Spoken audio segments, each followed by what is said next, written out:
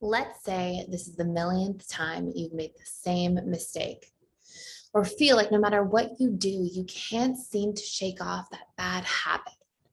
Or maybe you're trying to advance towards your goals and continuously move the needle, but don't seem to really be able to.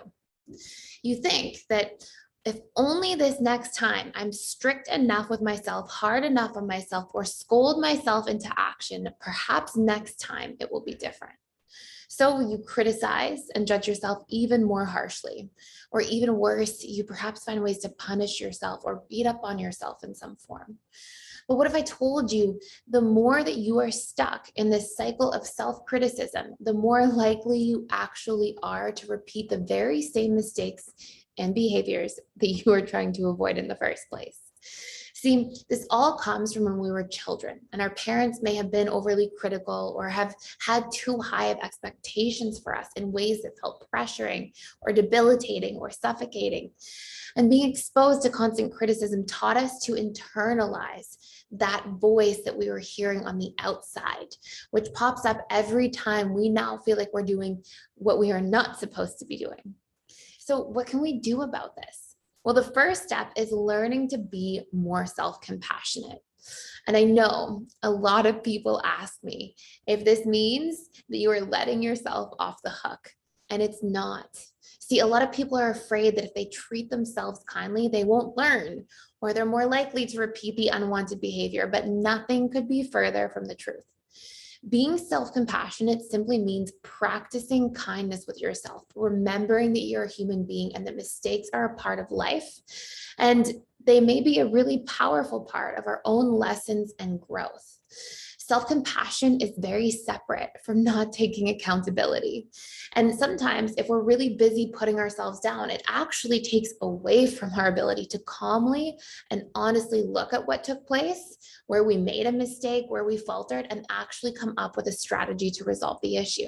See, criticizing yourself actually clouds your judgment to find solutions and then strengthens painful narratives we carry about ourselves. Things like, I'm not good enough, or something's wrong with me.